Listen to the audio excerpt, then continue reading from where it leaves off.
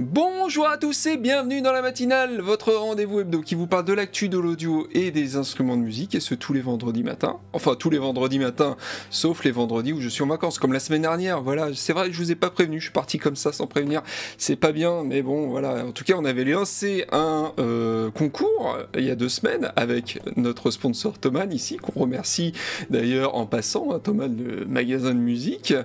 Et donc, je vous avais proposé de mettre un message dans les commentaires. Vous avez été très nombreux à participer. Voilà, on va appeler ça le concours concombre, hein, qui permettait de gagner un bundle podcast d'une valeur de 222 € quand même, c'est pas mal. Et ben le grand gagnant de l'émission, du coup, c'est...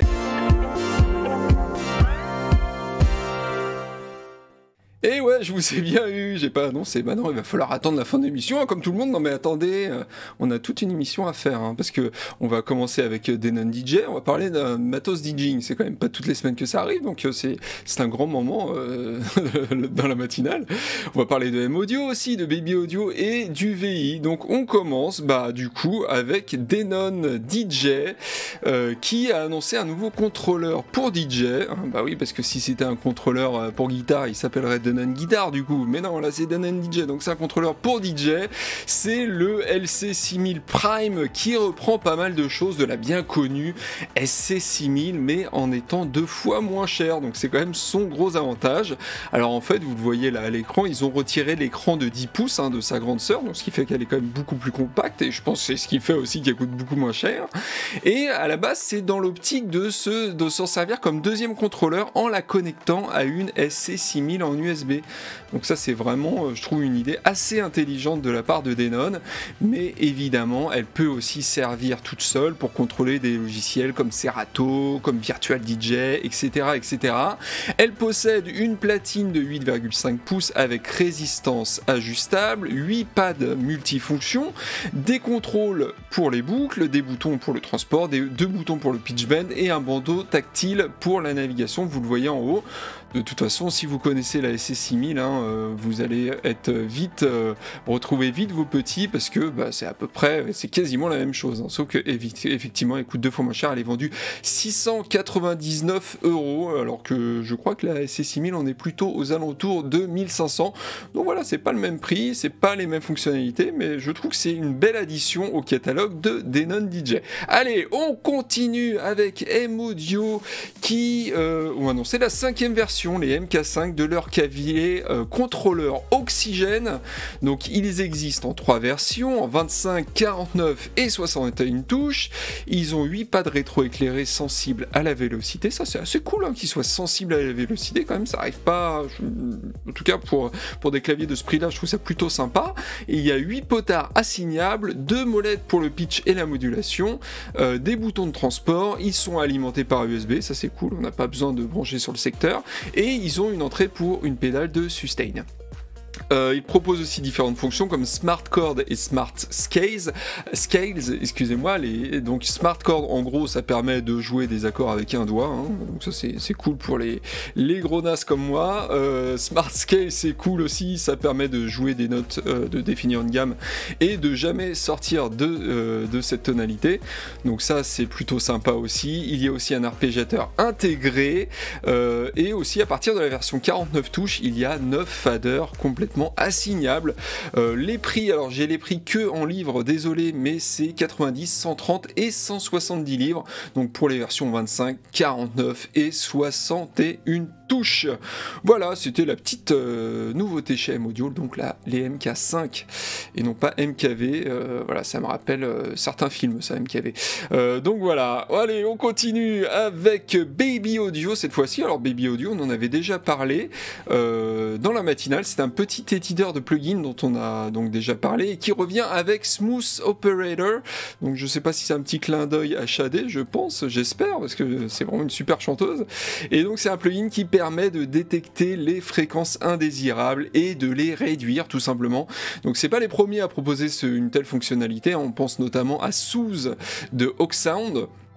Donc ça a l'air assez simple à utiliser, vous voyez l'interface ici, je vous la montre, pof, on baisse plus ou moins des nœuds en fait qui sont situés sur l'interface pour réduire plus ou moins les fréquences indésirables tout simplement, sachant que le plugin attaquera la fréquence la plus fatigante en premier, donc il y a quand même un côté intelligent, un petit peu comme SOS d'ailleurs, voilà, il sait reconnaître lui-même ce qui est fatigant ou pas à l'oreille. Après on pourra ajuster le facteur Q, donc c'est la largeur de la bande, avec la molette de la souris, et il y a un contrôle focus qui permet au choix d'adoucir le traitement ou de le rendre plus précis. Donc voilà, d'avoir un traitement plus global, on va dire, ou quelque chose qui attaque vraiment très précisément certaines fréquences. Alors il n'y a plus qu'à essayer maintenant et voir si ça marche aussi bien que SOS, sachant que ce plugin a un avantage pour lui par rapport à SOS, c'est qu'il coûte que 39 $ pour l'instant, avant de repasser à 69, vous voyez ici, alors que son concurrent SOS, moi je l'ai acheté en promo quand même, mais je crois que sans promo il coûte quand même 200 €. Donc voilà, c'est quand même beaucoup moins cher, donc à essayer, je pense. Dites-moi dans les commentaires en tout cas si vous avez essayé et si ça marche bien, ça m'intéresse de savoir.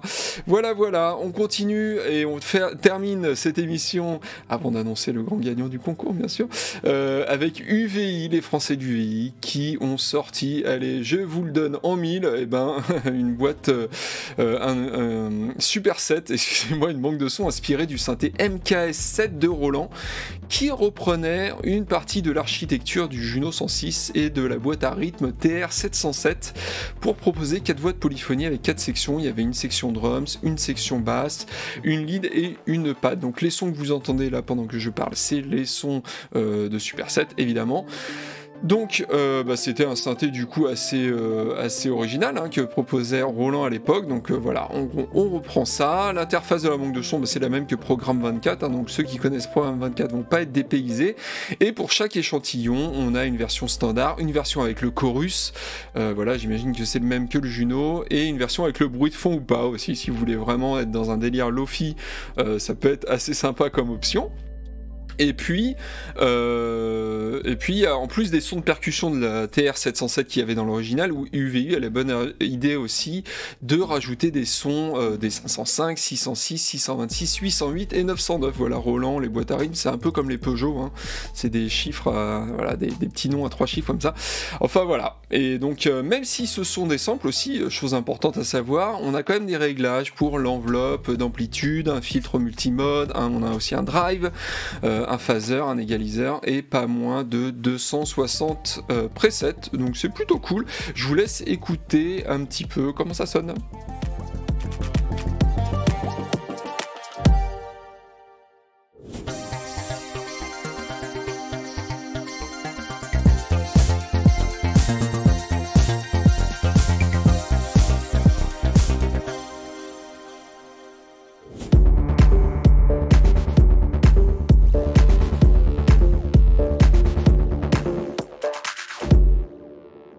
Voilà, dites-moi en tout cas dans les commentaires si vous aimez quand je vous fais écouter un petit peu de son comme ça. Je sais que c'est quelque chose qui a été assez demandé dans les commentaires, donc voilà, quand il y a du son et que je trouve ça intéressant, je vous en laisse un petit peu. C'est toujours sympa quand même de rapidement voir à quoi ça ressemble, quoi, tout simplement. Et donc le plugin, il est vendu 49 € avant de repasser à 79. Voilà, on va terminer cette émission aussi en ayant une pensée pour la famille de Hal Schmidt qui nous a quitté cette semaine. Il était un géant du son, il avait gagné pas moins de 20 Grammy Awards, je sais pas si vous vous rendez compte, 20 Grammy, c'est juste fou, et il avait travaillé des très grands artistes comme Steely Dan, George Benson, Toto, Quincy Jones, enfin voilà, il avait 91 ans, et clairement le monde de la musique perd un des plus grands ingé-sons, en tout cas un ingé-son mythique.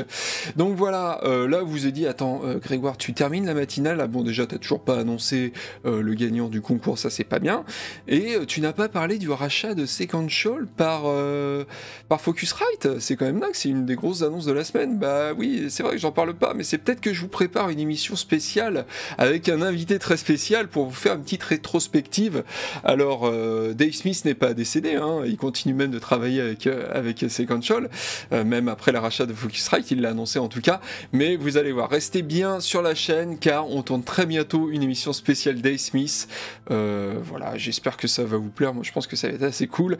Je vous remercie aussi parce que vous avez dépassé la barre des 30 000 abonnés sur la chaîne, donc c'est cool, et ceux qui sont pas encore abonnés, bah allez-y, hein, ça nous aide, et comme ça bah, vous allez être prévenus des nouvelles vidéos, et c'est plutôt cool. N'oubliez pas la cloche aussi en passant. Je vous proposais aussi une autre chose, hein, il y a plein de choses dans cette matinale, je reviens de vacances, c'est normal, il y a plein d'idées qui viennent. Voilà, si vous avez des questions aussi, mettez-les dans les commentaires, des questions sur n'importe quoi, sur l'audio, sur plein de choses. Mettez-les dans les commentaires et je tenterai donc chaque semaine d'y répondre dans l'émission. Voilà, moi ça me fait plaisir d'avoir un échange avec vous, donc n'hésitez pas à mettre dans les commentaires des questions, et vous l'attendez depuis le début de l'émission, le résultat du concours concombre, voilà, on va l'appeler comme ça, et c'est Bobafond, donc B-O-B-A-F-O-N-D, qui a gagné le concours en mettant un commentaire sympa. Bon, il y a eu plein de commentaires super sympas qui m'ont vraiment fait marrer, merci à vous tous parce que c'est cool, voilà, au moins ça fait passer un bon moment à tout le monde, je pense, en tout cas moi. Et donc Bobafond nous a dit qu'il allait faire cet été une bonne salade de tomates avec des concombres, et donc voilà, il dit en avant la musique. Donc bah écoute Bobafond, maintenant tu as gagné donc ce magnifique bundle, je vous le montre à l'écran, d'une valeur de 222 €, donc bravo à toi Bobafond. Bah maintenant on t'attend, hein, t'as la pression pour faire un podcast, il faut que tu mettes le lien vers ton podcast que tu vas enregistrer avec ce bundle dans les commentaires, et puis j'avais pas précisé mais c'est un podcast sur les concombres qu'il faut faire, donc voilà, bah voilà, c'est complètement con. Bon bah quoi de mieux pour terminer la matinale de cette semaine, donc bravo à toi encore Bobafond, et puis bah moi je vous dis à la semaine prochaine, sans faute cette fois-ci, allez ciao.